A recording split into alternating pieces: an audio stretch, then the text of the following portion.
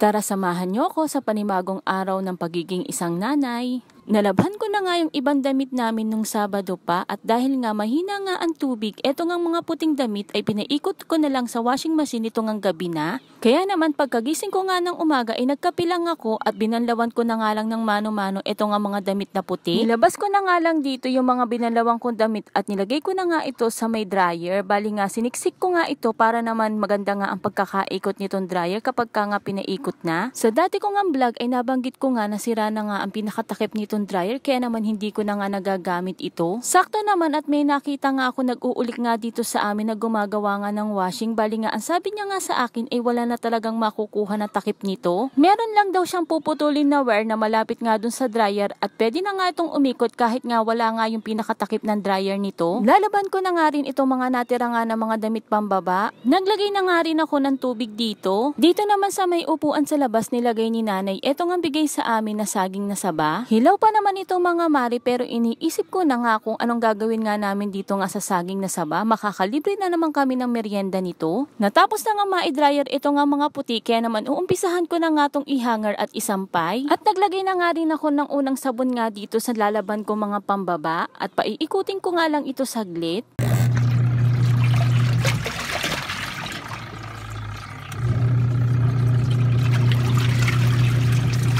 Hindi pa man din ako nakakatapos magsampay nito ay narinig ko na nga na umiiyak na nga si Sia kaya naman pinuntahan ko na nga at binuksan ko nga ang ilaw dito sa kwarto namin. Sa sobrang init nga ng panahon ay hindi na nga muna kami naglalagay nga ni Sia ng kulambo bago kami matulog. Pasensya na nga kayo dun sa dingding namin at ginawa na nga siyang blackboard nga ni Sia. Bali 2 clip pan nga ang gamit namin, tig-isa kami ni Sia. Eto kasing malaking electric pan ay hindi na umiikot, kailangan na nga daw itong langisan sabi ng asawa ko. Inaantok pa nga itong si Sia kaso nga inaramdaman nga niya na hindi na niya nga ako kalapit kaya naman nagising na nga siya. Madalas nga ay late na talaga kaming matulog ni Sia dahil nga kausap pa namin ang daddy niya sa gabi. Binalikan ko na nga rin ito nga mga puting damit na isasampay ko para naman matapos na nga rin ako. Gusto ko sana magsampay sa labas kaso nga ay medyo alanganin nga ako sa panahon at medyo nga makunimlim ang langit. Natapos na nga ang unang ikot nito kaya naman na-drain ko na nga yung tubig at pinaltang ko ng bago.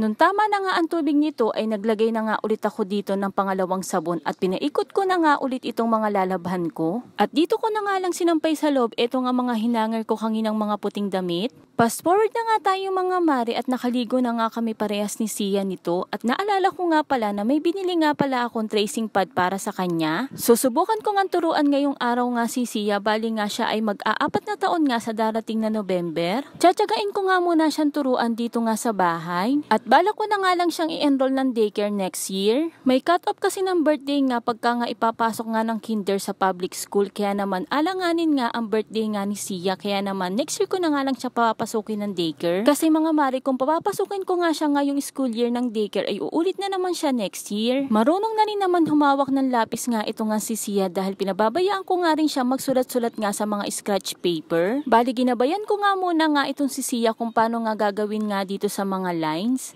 Pagkatapos naman ay pinabayaan ko nga siyang magsulat nga mag-isa. Pinagmamasdan ko nga ang ginagawa nga ni Sia at pinababayaan ko na nga lang siya sa mga ginagawa niya at para naman mapamiliarize nga siya dito nga sa tracing pad na binigay ko nga sa kanya. Hindi pa man kami nakaka 30 minutes nga sa pagtuturuan ay inaayawan na nga ni Sia at pagod na nga daw siya. Ito naman ang hiningi niya sa akin, ito nga mga educational toys niya kaya naman nilabas ko na nga at pinabayaan ko na nga muna siya maglaro. O siya, hanggang dito na lang muna. See you on my next vlog. Thank you for watching. Bye!